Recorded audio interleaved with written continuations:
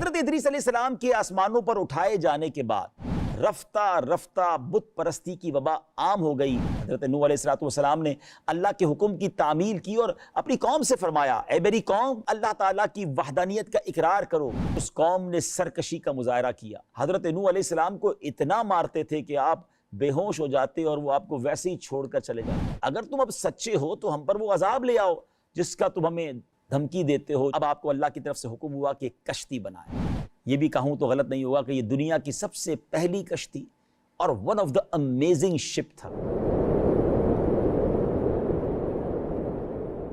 الحمدللہ رب العالمین والصلاة والسلام علی خاتم النبیین، اما بعد فاعوذ باللہ من الشیطان الرجیم، بسم اللہ الرحمن الرحیم۔ السلام علیکم ورحمۃ اللہ وبرکاتہ۔ ناظرین، پروگرام کا نام ہے بات ہے پچھلے زمانے کی۔ آج جس سونامی کی یا جس طوفان کی میں نے بات کرنی ہے، تاریخ میں کبھی ایسا طوفان نہیں آیا۔ جی ہاں، وہ دنیا بھر میں آیا، پوری دنیا پانی میں ڈوب گئی، بڑی بڑی چٹانیں غرق ہو گئیں، دنیا میں کوئی نہ بچا سوائے چند لوگوں کے۔ یہ کیسا طوفان تھا؟ بہت کچھ بتانا ہے، کیونکہ آج سنانا ہے آپ کو واقعہ حضرت نوح علیہ السلام کی قوم کا۔ حضرت ادریس علیہ السلام کے آسمانوں پر اٹھائے جانے کے بعد رفتہ رفتہ بت پرستی کی وبا عام ہو گئی اور لوگوں نے دیگر بتوں کے ساتھ ساتھ ود، سواع، یغوث، یعوق اور نصر کے ناموں کے بتوں کی پوجا شروع کر دی۔ اللہ کریم نے حضرت نوح علیہ السلام کو یہ حکم دیا کہ وہ اپنی قوم کو عذاب الہی سے ڈرائیں کہ اگر وہ لوگ ایمان نہ لائیں تو ان پر دنیا میں بھی خوفناک عذاب آئے گا اور آخرت میں بھی دردناک عذاب ان کا مقدر ہو جائے گا۔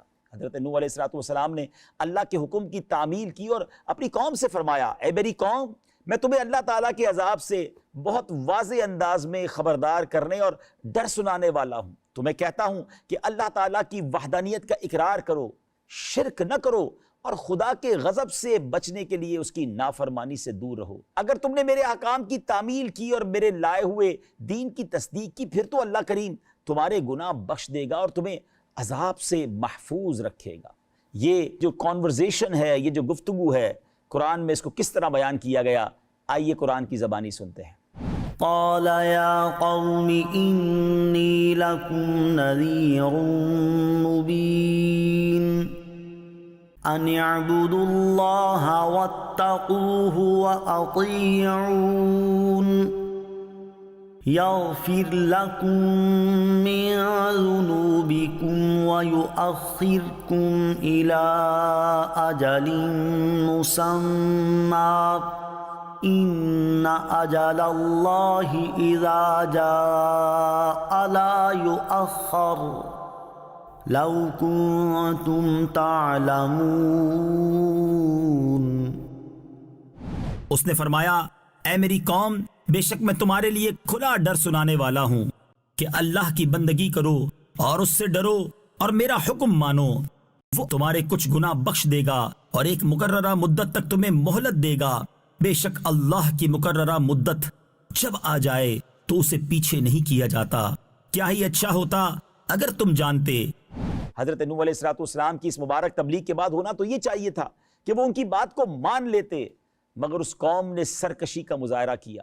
معاذ اللہ، آپ علیہ السلام کو جھوٹا قرار دیا، توحید کو ماننے اور شرک کو چھوڑنے سے انکار کر دیا، بلکہ اس کے علاوہ یہ دھمکی دی کہ اگر تم اپنے واعظ و نصیحت اور دین کی دعوت سے باز نہ آئے تو ہم تمہیں پتھر مار مار کر قتل کر دیں گے۔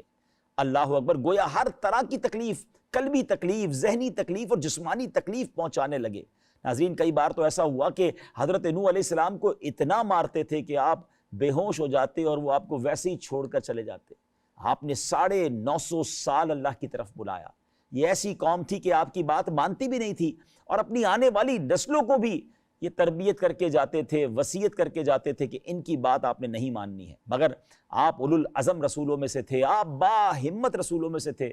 تکلیفیں ہوتی رہیں، مخالفت ہوتی رہی، آپ برداشت کرتے رہے، اللہ کی طرف بلاتے رہے، توحید کی طرف بلاتے رہے۔ ایک بار آپ نے فرمایا، اے میری قوم، ایمان قبول کر کے اللہ تعالیٰ کی عبادت کرو، کیونکہ اس کے سوا کوئی اور ایسا ہے ہی نہیں جس کی عبادت کی جا سکے، وہی تمہارا معبود ہے۔ اور میں جس چیز کا تمہیں حکم دے رہا ہوں، اگر تم میری نصیحت قبول نہ کرو گے، اگر راہ راست پر نہ آؤ گے تو مجھے تم پر بڑے دن روز قیامت کے عذاب کا خوف ہے۔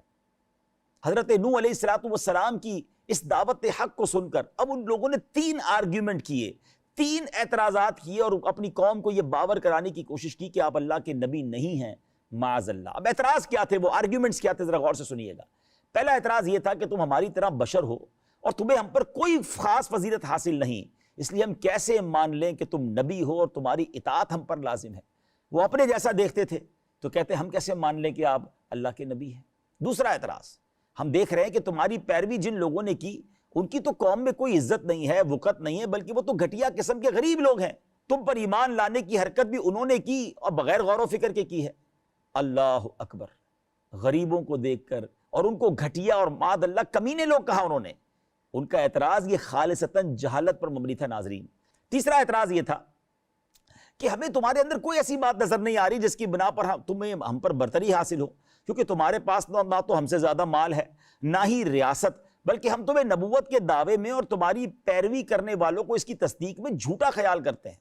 اللہ اکبر۔ بہرحال ناظرین، حضرت نوح علیہ السلام سے ان کافر سرداروں نے کہا، اے نوح، ہم نے تم سے بہت بحث کر لی، یہ واضح ہے کہ ہم نے تمہاری بات ماننی نہیں اور تم ہماری بات نہیں مان رہے۔ اگر تم اب سچے ہو تو ہم پر وہ عذاب لے آؤ جس کا تم ہمیں دھمکی دیتے ہو، جس کے بارے میں ہمیں ڈراتے ہو۔ قرآن مجید نے یہی الفاظ کس واضح انداز میں بیان کیے، آئیے سنتے ہیں۔ قالوا يا نوح قد جادلتنا فأكثرت جدالنا فأتنا بما تعدنا إن كنت من الصادقين۔ انہوں نے کہا، اے نوح، تم نے ہم سے جھگڑا کیا اور بہت زیادہ جھگڑا کر لیا ہے، تو اگر تم سچے ہو تو وہ عذاب لے آؤ جس کی وعیدیں تم ہمیں دیتے رہتے ہو۔ حضرت نوح علیہ السلام نے فرمایا کہ تم مجھے عذاب نازل کرنے کے بارے میں کہہ رہے ہو، اس کا اختیار تو اللہ ہی کے پاس ہے، وہ جب چاہے گا تم پر عذاب نازل کر دے گا، اور جب اس نے عذاب نازل کرنے کا ارادہ فرما لیا تو پھر تم اس عذاب کو روک نہیں سکو گے، بچ بھی نہیں سکو گے۔ اللہ اکبر۔ ناظرین، آپ سمجھاتے رہے، وہ ڈینائی کرتے رہے، آپ اللہ کی طرف بلاتے رہے، وہ آرگیومنٹ کرتے رہے، وہ جھگڑتے رہے، آپ کو جھٹلاتے رہے، بلکہ آپ کو مارتے بھی رہے۔ حضرت نوح علیہ السلام نے بڑی نصیحت کی تو وہ قوم کہتی ہے کہ کیا ہم تمہاری بات سن کر ایمان لے آئیں، حالانکہ تمہاری پیروی تو غریب، کمینے اور گھٹیا لوگوں نے کی ہے۔ کتنے برے الفاظ ہیں۔ قرآن میں کیا فرمایا اس بارے میں، آئیے سنتے ہیں۔ قالوا أنؤمن لك واتبعك الأرذلون۔ قوم نے کہا کہ ہم تم پر ایمان لے آئیں حالانکہ تمہاری پیروی گھٹیا لوگوں نے کی ہے۔ قوم نے یہ بات ناظرین غرور و تکبر کی وجہ سے کہی تھی، کیونکہ انہیں غریبوں کے پاس بیٹھنا گوارا نہ تھا۔ وہ اپنی کثرت شان سمجھتے تھے کہ اگر ہم بھی ایمان لے آئے تو ہمیں ان غریبوں کے ساتھ بیٹھنا پڑے گا۔ بہرحال حضرت نوح علیہ السلام کو اب اس قوم نے دھمکایا، اب تم نے اللہ کی طرف ہمیں بلایا اور اپنی بات سے باز نہ آئے تو ہم پتھر مار مار کر تمہیں ہلاک کر دیں گے، قتل کر دیں گے، معاذ اللہ۔ حضرت نوح علیہ السلام نے اب دیکھا کہ اس قوم نے ماننا تو نہیں ہے، اور بہت ان کو اللہ کی طرف بلایا، مگر یہ تو بار بار انکار کر رہے ہیں، اور اب تو انہوں نے میرے قتل اور جلا وطنی کا ارادہ کر لیا ہے۔ تو آپ نے اب فرمایا، اے میری قوم، اگر میرا تمہارے درمیان ٹھہرنا اور آیات الہی کے ذریعے نصیحت کرنا تم پر بوجھ ہے تو سن لو۔ مجھے اللہ عز و جل پر کامل بھروسہ ہے، میں نے اسی پر اپنے معاملے سپرد کر دیے ہیں۔ تم میری مخالفت کے لیے جتنے اسباب جمع کر سکتے ہو کر لو، بلکہ اپنے باطل معبودوں کو بھی ملا لو اور سب منصوبہ اور سازش علانیہ کر لو، پھر میرے خلاف جو کچھ کر سکتے ہو کر گزرو، مجھے مہلت بھی نہ دو۔ مجھے ان چیزوں کی کوئی پرواہ ہے نہ ڈر۔ آئے ہائے، کیا اللہ پر بھروسہ تھا۔ بہرحال ایک موقع پر آپ نے کفار کے خلاف دعا کرنے کے بعد حضرت نوح علیہ السلام نے اپنے والدین، مومن مردوں اور عورتوں کے لیے دعا کرتے ہوئے اللہ تعالیٰ کی بارگاہ میں عرض کی، اے میرے رب، مجھے اور میرے ماں باپ کو اور میرے گھر میں حالت ایمان میں داخل ہونے والوں کو اور سب مسلمان مردوں اور سب مسلمان عورتوں کو بخش دے اور کافروں کی تباہی میں اضافہ فرما دے۔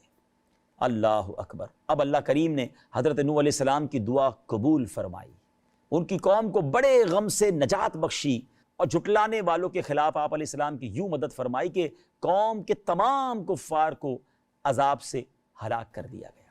ناظرین، اب آپ کو اللہ کی طرف سے حکم ہوا کہ ایک کشتی بنائے۔ یہ بھی کہوں تو غلط نہیں ہوگا کہ یہ دنیا کی سب سے پہلی کشتی اور ون آف دا امیزنگ شپ تھا۔ یہ 3 منزلہ شپ 3 منزلہ پانی کا جہاز بنایا گیا۔ کتنے ٹائم میں بنا؟ یہ 100 سال کی محنت تھی، ساگوان کی لکڑی سے تیار کیا گیا اور کئی مومنین مل کر اسے بناتے تھے۔ قوم کے افراد جب حضرت نوح علیہ السلام کے سامنے سے نکلتے تھے تو آپ کا مذاق اڑاتے تھے، کیونکہ آپ ذرا سمجھیے گا، دنیا میں کئی ملک ہوتے ہیں کہ جن کے کنارے پر سمندر ہوتا ہے، مگر کئی ملک ہوتے ہیں جو لینڈ لاک کنٹری ہوتے ہیں، جہاں سمندر نہیں ہوتا، پھر وہاں کشتیاں بھی نہیں ہوتی۔ آج کی زبان میں کہوں تو نیوی ان ملکوں میں ہوتی ہے کہ جہاں سمندر ہو، جہاں سمندر ہی نہیں ہے تو وہاں اس کی کیا ضرورت ہے؟ تو حضرت نوح علیہ السلام ایسے ملک میں رہتے تھے جہاں سمندر ہی نہیں تھا، اور آپ کشتی بنا رہے ہیں اور وہ بھی بہت بڑی۔ تو لوگ مذاق اڑاتے کہ اے نوح، آپ تو ہمیں بتاتے تھے آپ اللہ کے نبی ہیں، اب تو آپ کارپینٹر، معاذ اللہ، بڑے ہی بن گئے، اور اس کشتی کو چلاؤ گے کہاں سے؟ آپ کہتے تھے مذاق اڑانے والوں مذاق اڑا لو، ایک وقت آئے گا کہ تم رو رہے ہوگے اور ہم ہنس رہے ہوں گے۔ اور ایسا ہی ہوا ناظرین، آپ کو بتا دیا گیا، ایک نشانی بتائی گئی کہ ایک تنور کے اندر سے جب پانی ابلنے لگے تو آپ اپنی قوم کو تیار کر لیجئے گا اور مومنوں کو کشتی میں بٹھائیے گا۔ ناظرین، اب کیا ہوا؟ جب عذاب کا وقت آیا تو اب آسمان سے بارش برسنے لگی، اور یہ لگاتار 40 دن اور رات برستی رہی۔ اتنا آسمان سے پانی آیا کہ اب زمین سے بھی پانی نکلنا شروع ہو گیا، زمین چشموں کی طرح ہو گئی، پانی بڑھتا گیا اور اتنا بڑھ گیا، اتنا اونچا ہوا کہ پہاڑوں سے بھی اونچا ہو گیا، ہر چیز ڈوب گئی۔ ہوا اس شدت سے چل رہی تھی کہ اس کی وجہ سے پہاڑوں کی مانند بڑی بڑی لہریں بلند ہو رہی تھیں، اور انہی لہروں کے درمیان اب حضرت نوح علیہ السلام کی کشتی تھی۔ پھر آپ نے اس میں 3 فلور بنائے تھے، اس کی تقسیم اس طرح تھی کہ گراؤنڈ فلور پر حشرات الارض اور باقی جانور اس میں شامل کیے گئے، پرندے شامل کیے گئے۔ سیکنڈ فلور پر آپ نے چوپائے اور دیگر جانور شامل کیے، اور ٹاپ فلور پر یہ آپ کے لیے اور مومنین کے لیے فلور تھا جس میں یہ 80 اللہ والے جو تھے وہ اس میں سوار ہو گئے۔ ناظرین، جب یہ سوار کیا جا رہا تھا، ہر جانور کا ایک نر اور مادہ جوڑا شامل کیا گیا۔ دیکھیں، دنیا کو واپس ری سٹارٹ کرنا تھا، پھر دنیا میں ان تمام چیزوں کو آباد کرنا تھا، تو کیا خوبصورت آپ کی پلاننگ تھی کہ ہر جانور کا ایک نر اور مادہ جو ہے وہ جوڑے کے طور پر اس جہاز میں سوار کیا گیا۔ اب جب جہاز میں سوار ہو رہے تھے چرند اور پرند، تو سانپ اور بچھو جب آئے تو آپ نے اسے روک دیا، آپ نے فرمایا کہ تمہیں نہیں شامل کرنا ہے۔ تو انہوں نے آپ سے وعدہ کیا کہ اگر کوئی بھی شخص سلام علی نوح فی العالمین پڑھے گا، ہم اسے تکلیف نہیں پہنچائیں گے۔ اور جب انہوں نے یہ کہا تو آپ نے اس بنا پر ان کو بھی اپنے جہاز کی سواری عطا فرما دی۔ گویا ایک وظیفہ ہے، اگر آپ جنگل بیابان یا ایسے علاقوں میں رہتے ہیں کہ جہاں سانپ اور بچھو ہوتے ہیں، تو آپ اس کو پڑھ لیا کریں، انشاءاللہ اس سے حفاظت رہے گی، اور یہ قرآن پاک کی آیت ہے۔ بہرحال میرے پیارے اسلامی بھائیوں، اب کیا ہوا؟ پانی میں وہ کشتی ہے، موجیں ہیں، اور عجیب سفر ہے جس کا کوئی منزل نہیں ہے، کیونکہ دنیا میں اب صرف پانی ہے، اور ایک کشتی ہے جو ہچکولے رہی ہے اور اللہ کی قدرت سے سفر کر رہی ہے۔ اے میرے پیارے اسلامی بھائیوں، اب جب طوفان انتہا کو پہنچ گیا، رجب کے مہینے میں حضرت نوح علیہ السلام کی کشتی پہ آپ سوار ہوئے تھے، اور اب محرم کا مہینہ آ گیا، 10 محرم آ گئی۔ جی ہاں، یہ عاشورے کا دن کتنا امپورٹنٹ ہے کہ ہسٹری آف اسلام کے بہت سارے واقعات اس سے ریلیٹڈ ہیں۔ 10 محرم ہے، اور اب حکم دیا گیا کہ زمین کو حکم دیا گیا کہ اے زمین اپنا پانی نگل جا۔ آسمان کو حکم دیا گیا، آسمان اب تھم جا۔ بارش بھی رک گئی اور زمین بھی آہستہ آہستہ خشک ہونے لگی۔ 6 مہینے یہ کشتی گھومتے گھومتے موصل یا شام کی حدود میں داخل ہوئی، اور وہ عظیم پہاڑی کوہ جودی پر جا کر وہ کشتی ٹھہر گئی۔ حضرت نوح علیہ السلام کی قوم کے لوگ اپنی خطاؤں کی وجہ سے طوفان میں ڈبو دیے گئے، اور پھر غرق ہونے کے بعد عذاب برزخ کی آگ میں داخل کیے گئے۔ قرآن مجید فرقان حمید اس بارے میں کیا ارشاد فرماتا ہے، آئیے سنتے ہیں۔ مما خطيئاتهم أغرقوا فأدخلوا نارا فلم يجدوا لهم من دون الله أنصارا۔ وہ اپنی خطاؤں کی وجہ سے ڈبو دیے گئے، پھر آگ میں داخل کیے گئے، تو انہوں نے اپنے لیے اللہ کے مقابلے میں کوئی مددگار نہ پائے۔ ناظرین، عجیب واقعہ ہے، کیسی قوم تھی جس نے اللہ کے نبی کی بات نہ مانی، سارے کے سارے غرق ہو گئے، اور جنہوں نے بات مانی اتنے بڑے طوفان سے بھی اللہ نے انہیں بچا لیا۔ رب چاہے تو بغیر سمندر کے ایسا سائیکلون بھی پیدا کر سکتا ہے۔ وہ چاہے تو اتنے بڑے پانی کے جہاز کو پانی میں چلنے کے لیے ایک ایسا پانی پرووائڈ کر سکتا ہے جس کو سن کر عقلیں حیران ہو جاتی ہیں۔ ناظرین، پھر وہ چاہے تو 6 مہینے کے بعد وہ کشتی کنارے بھی لگ سکتی ہے۔ کیوں؟ ان اللہ علی کل شیء قدیر، میرا رب ہر چاہے پر قدرت رکھنے والا ہے۔ تو اے میرے پیارے اسلامی بھائیوں، ہمیں بھی چاہیے اللہ والوں کی اطاعت کریں، اللہ کو ناراض نہ کریں اور فرما بردار بنے رہیں۔ اللہ مجھے بھی عمل کی توفیق عطا فرمائے، آپ کو بھی نصیب فرمائے۔ مدنی چینل دیکھتے رہیے، اگلے پروگرام میں پھر ملاقات ہوگی۔ صلو علی الحبیب صلی اللہ تعالی علی محمد صلی اللہ علیہ وسلم۔